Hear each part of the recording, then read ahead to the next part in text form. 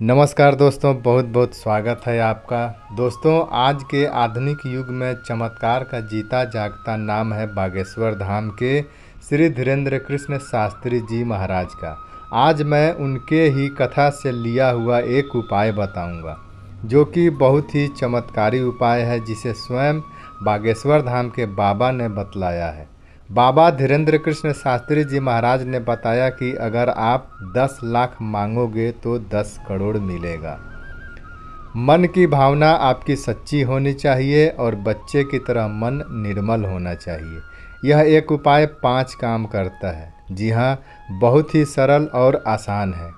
किसी भी शुभ दिन आप इसको कर सकते हैं। इसमें कोई ज़्यादा खर्चा नहीं है, बल्कि घर के राशन के सामान से ही आपका काम हो जाएगा।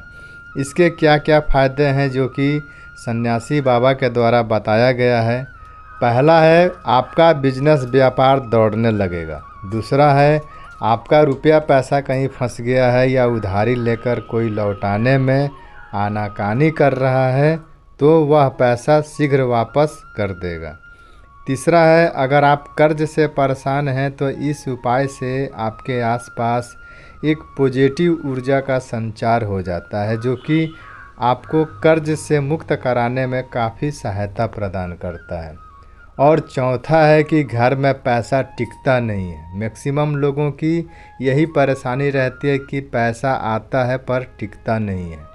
आमदनी अठन्नी और खर्चा 2-4 रुपया हो रहा है, तो आप उससे भी छुटकारा पा सकते हैं। तो करना कैसे है सो जान लीजिए। दोस्तों, इस उपाय को किसी भी शुभ दिन में आप कर सकते हैं। उपाय बताने से पहले आपसे छोटा सा निवेदन करेंगे कि अभी तक आपने हमारे चैनल को सब्सक्राइब नहीं किया है तो अवश्य कर लीजिएगा। दोस्तों, शुक्ल पक्ष में आप किसी भी दिन इस उपाय को कर सकते हैं। दोस्तों, माता लक्ष्मी का यह छोटा सा उपाय चुटकी बजाते ही चमत्कार होता है। और देख लीजिए, बागेश्वर धाम सरकार के चमत्कार को दुनिया नमस्कार करती है। दोस्तों, आपको लाल रंग का एक कागज़ लेना है और एक पीली कौड़ी लेनी है, एक फूल वाली लौंग लेना है और रोड़ी चंदन सूखा वाला थोड़ा सा लेना है, जिसे कुमकुम भी कहते हैं। बस आपको यही 4 चीज़ें लेनी हैं। अब आपको माता लक्ष्मी की संध्या बेला के समय, अर्थात गुदली बेला में शाम के समय माता लक्ष्मी के सामने आसन जमाकर बैठना है और कुमकुम में थोड़ी सी गंगा जल मिलाकर गीला कर लेना है।